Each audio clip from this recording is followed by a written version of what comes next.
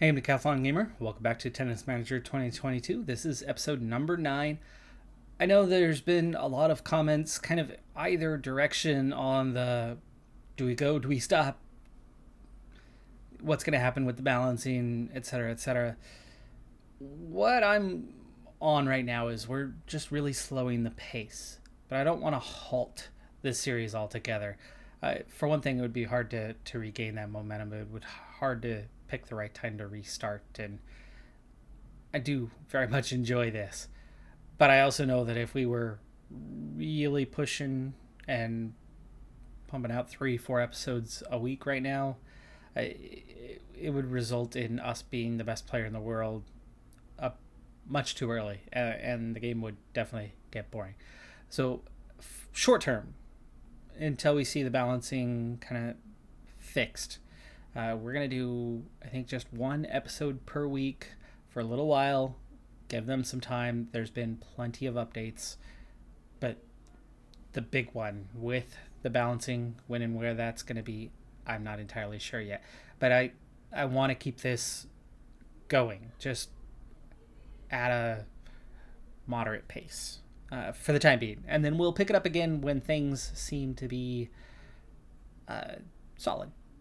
So with that, let's go ahead and get prepared for our new season. We are now picking up where we were episode 1 with the start, the very beginning. It's week 49, it's December, and we are negotiating with Uni on what the goals are going to be for this season. Now, of course, the junior, I'm not intending on really focusing on junior. I want to focus on World Tour. So let's see what happens here with this one.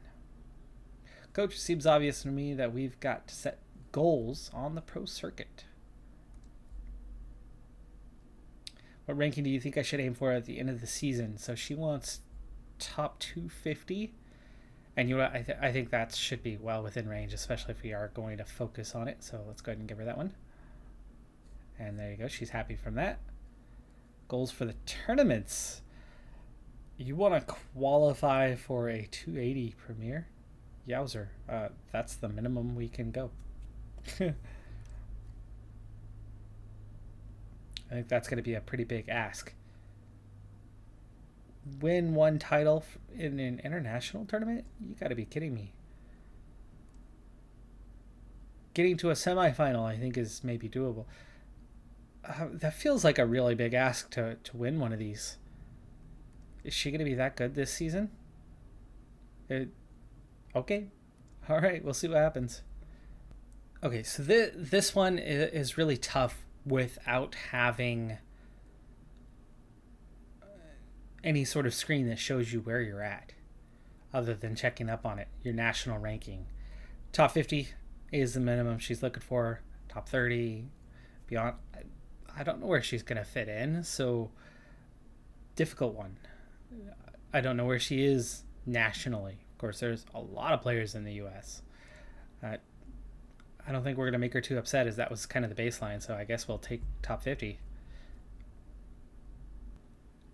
I'm really pleased with this one. I said do not set goals on the junior scene, and she was pleased by that. So that concludes the negotiations, and that means we are going to be focusing entirely on World Tour this season. I had a little bit of cash from the start of the month and could have immediately invested in infrastructure, but I realized that we're going to see a new set of objectives soon, and those objectives would likely somewhere involve spending some cash, and therefore I was like, well, we should have that pretty soon, so I'm going to wait and see what happens so we can kind of get a head start, get a jump on whatever those objectives are. And here's what we have. Sport objectives: recruit at least one player, which means we do need to get to the point where we can have a second. Reach level 2 for the sports center. So there is somewhere where we need to invest. Financial objectives: have a balance over 100K and only have players where we have a higher than 15% revenue share. Also increase the reputation of the academy.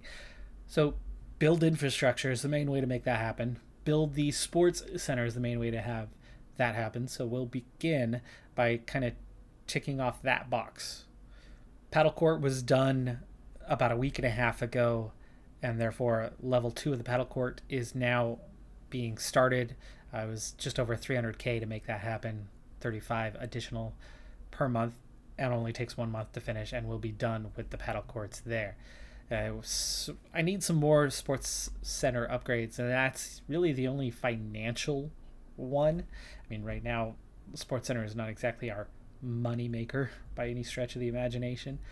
I think a couple cheap options might be good, because this is not going to come down to how much money you spent.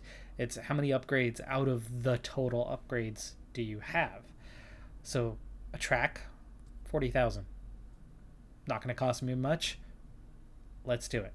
It adds sprints to our training anyway. Let's go ahead and take this one as well, as it's super cheap. Trains secondary game plan. That's probably going to be helpful for us. I want to see where those 3 upgrades take us. It's going to clearly get us past level 1. But into level 2, does that mean we're level 2? Or is it once we complete level 2? They might be looking for us to complete level 2. That's going to require a lot of upgrades. For now, I know we're going to be rolling in additional cash before long.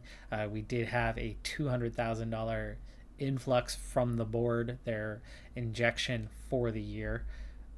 That's not that much, but compared to everything else. But getting back over to the business center on where and what we can do here, we have 276 right now, and none of those upgrades are going to cover that. So I suppose we're going to have to wait till next month to bring in the additional big money earners. This one is really surprising for me. I was going to bypass the early Grand Slams going, okay, we're just starting on the World Tour. We're going to have to work our way up. We're not at the lowest level of World Tour competition, but we're pretty low. So I picked none of the Grand Slams, and then I went on to take just kind of the lowest level of international and mixing that up a little bit, a little higher, a little bit lower, just to see what we can get into. The little bit higher, instant rejections. And then somebody in Melbourne has got their attention. We are getting an invite to the qualifiers. And okay, so it's just the qualifiers, but sure. First Grand Slam, at least through qualifiers, probably not going to make it, right? Also, a few busy weeks of training. This is the busiest part where you're trying to get fit after the players have had a month off. Excluding this sector, here is the recent training. You can see how gentle the slope is now. Though our technical average is climbing a little bit faster, which makes sense because of how weak it is compared to what we had, right? We trained just a handful of weeks. We made more progress in 3 weeks than we have done in 8 or 9. So yes, the training part, that is fixed. We won't suddenly be the world's number 1 in terms of ability in an absurdly short period of time. That's going to take a little time to process and happen. So for that, we're really good. Now it's about the game engine, because in terms of statistics, we weren't playing the best in the world, so reality is different, right? We weren't going up against Naomi Osaka or Raducanu or Goff. Goff made it to a final. That's awesome for her. But anyway, we were going up against juniors pretty much the whole year, or vast majority of the matches we played. But statistically, we were the best player in the world. That's how dominant we were. We had the most statistical advantage compared to anybody else. And that's where you have to go, no, it's not just that you're a junior and playing against weak competition. We won the junior finals in our first year with somebody who is, yes, developed physically, and yes, developed enough mentally to compete at the junior level. We have comparative stats with the best juniors. but not technically. Not with the hot shots of 2, not with 4s and 5s, and 1s and 2s in most of those technical stats for the first half of the year. And just getting a single attribute to 12, 1 to 11, and 1 to 10. That's not comparable to the best juniors. But yes, physically, right, a 13, that's pretty good. But we need everything up in this range, I'd say, before we should be winning junior finals. Or at least this range before we're winning junior finals. Not down here. Anyway, let's go ahead and continue forward and see where we're at in a couple weeks. The staff that I had was all very, very low level, and they all had expiring contracts. So I allowed them to expire, looking to replace them with something better. And where we made a couple upgrades, for the most part, it's the same individuals coming right back to us because nobody else wants to work for us for one of 2 reasons. Either A, our reputation is not high enough, or B, they don't want to move halfway around the world for a low-level position. So the attraction just isn't there. Olsen was already our analyst. We brought her back. Fuller, new one, at least is, this is our agent negotiation, just a 10. I mean, at least it's not nothing. Our new recruiter, player evaluation, is 13, our new scout. So we have made a minor upgrade here, and for the first time I've actually made a scouting list and gotten that underway, as we didn't do any scouting last season. On the sports side of things, I've hired just 1 trainer so far, and I did find a decent, and this was key, American trainer who is a level 3. This was the highest one we were able to get, and it primarily had to do with the fact of her nation of origin. And Jillian May here is a decent trainer in the areas that I'm not. I'm excellent here.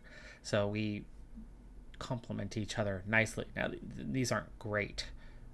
It's not a great skill set, but for a level 3, it's decent. It's a definite upgrade on what we had.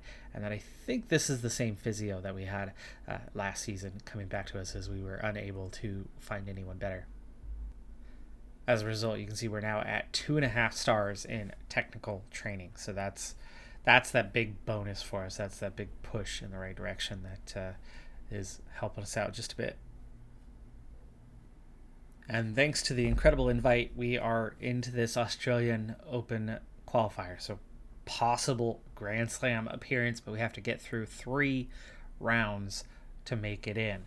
So this is not a winner takes all type thing. It's each 3rd qualifying round winner then qualifies. So you're gonna have multiple victors out of that. But anyway, here's the path that we have. We have Diane Perry, Harriet Dart, ourselves versus Priscilla Hahn, and that is 2nd highest ranked player in this area. So it's not going to be an easy first qualifying round to get through. If you do get past that, based on the numbers, you're looking at the next most difficult match is going to be into that 3rd qualifying round, as those 2 should be a little easier. But again, looking at the rankings, we're well off any of the others. And Fretch is the one we got to watch out for in particular, as she is one of the favorites to earn that qualification. And right off the bat, this first one, Priscilla Hahn, it's going to be a tough match. So she is quite a bit better than we are. Let's see if that translates into us getting knocked out. Really, we shouldn't be qualifying at this stage in time. It's the tough matches that we should be losing.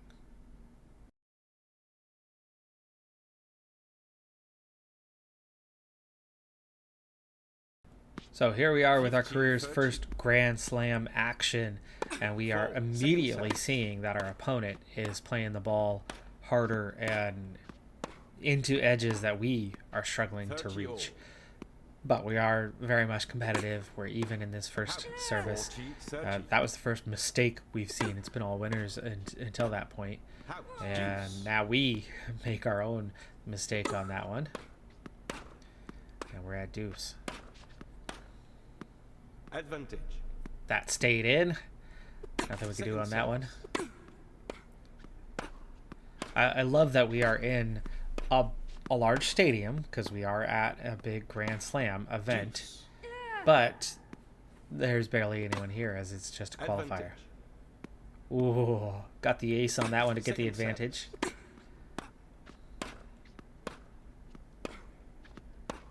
Just kept that one in, and then she gets it right back on us. We're struggling to keep up with her, but we are hitting some winners of our own. So far things are fairly balanced in this match. Really could go either way.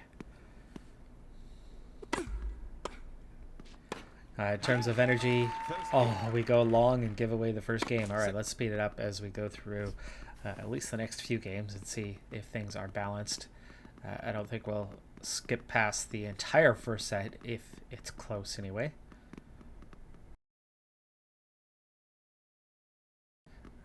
Energy consumption is equal. It's it's first qualifying round, so that makes total sense. But both of us are a little bit down on stamina.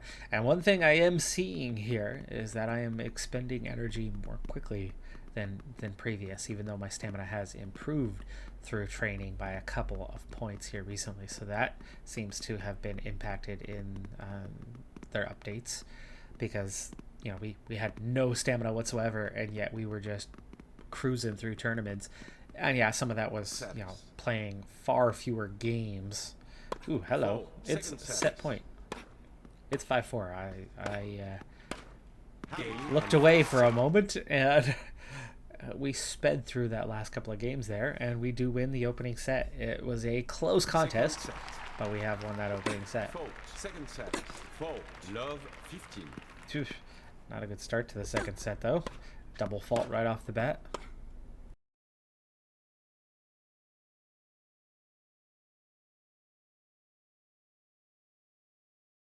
Quick start to the second set. We're up 3 games. Love, she does get one back, but now with service we can get up to 4-1, which means we're looking fairly well set to get past this first qualifying round.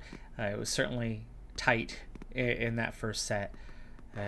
We had a somewhat slow start, but then we kind of got rolling and exploited our way to overcoming her weaknesses and outplaying her. Game, set, match. And we are into the second qualifying round, which of course looked a little more likely to be a win. I will bypass that one. Quick sim, second qualifying round.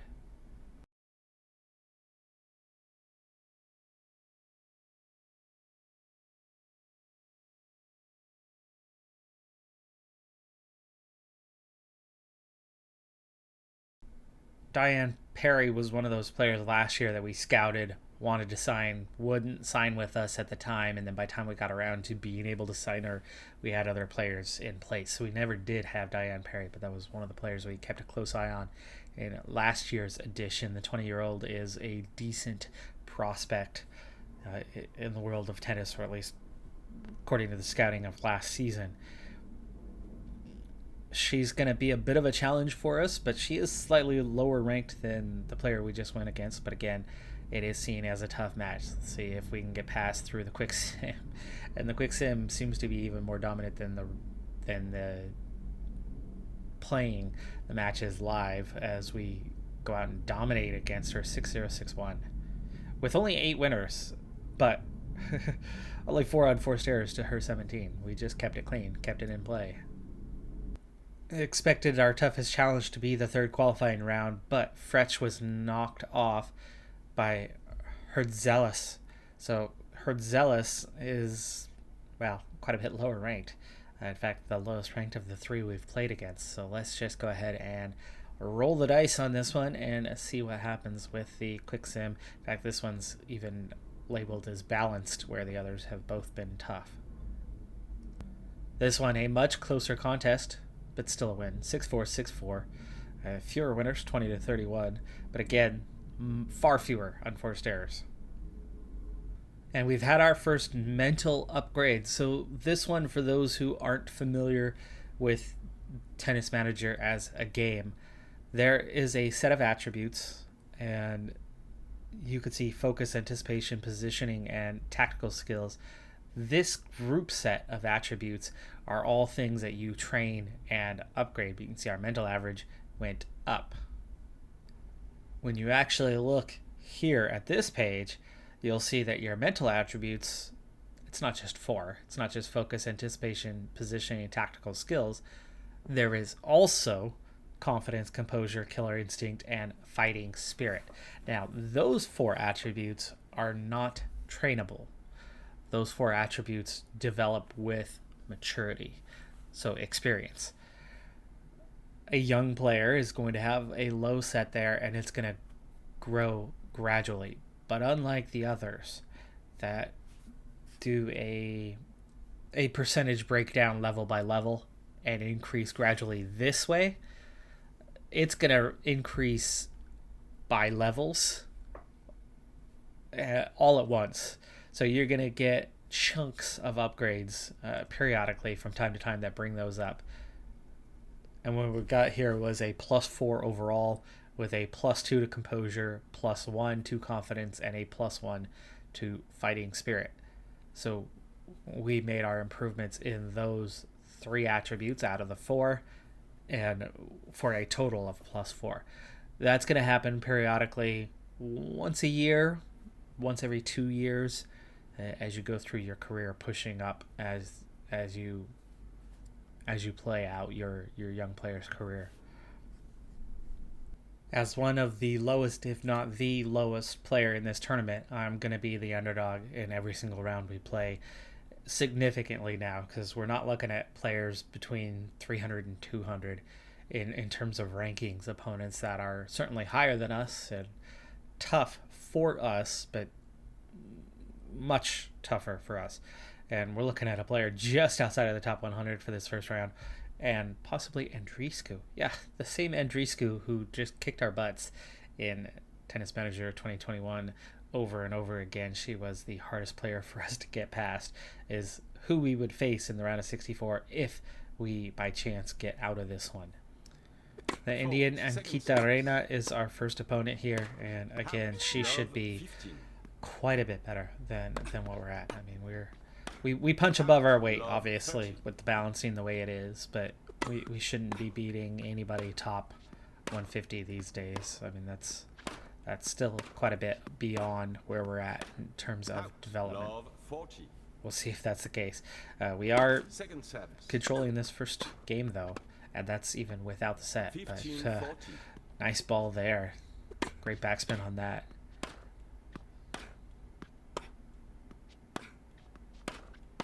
Oh, nice. So we're not going to come out of this thing winless. We've at least claimed game number 1. Out, 30 love. Oof. 40 love.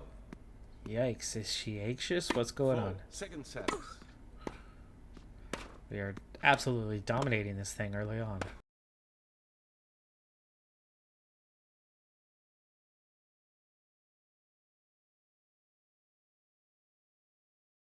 Wow. 3 games love early on. This is looking much too easy. We should not be dominating like this at all. She's making tons of mistakes. Meanwhile, we're hitting every ball perfectly.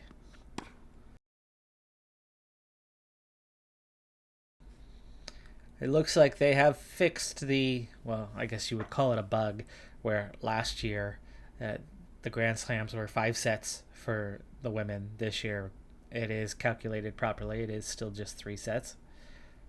Second set. Second set going just as fast as the first set did, and it's match point, and we have not lost a single game against a player ranked nearly inside the top 100. Game and set. No surprise that it is Andreescu that we are playing next, considering how strong she is. So this better be a loss, and by some margin. Otherwise, I might have to just stop right here and now. I don't want to be winning the Australian Open in just our second season. Time. First set. Out. Love 15. Second service. Out. Love 30. Wow, Andreescu already has hit 2 balls well out. She's hitting the ball a lot harder than we are, though. You can tell she's got significantly more power.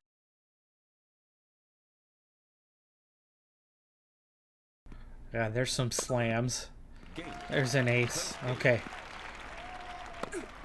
Okay, so far, it's clear that there is a massive gulf between us.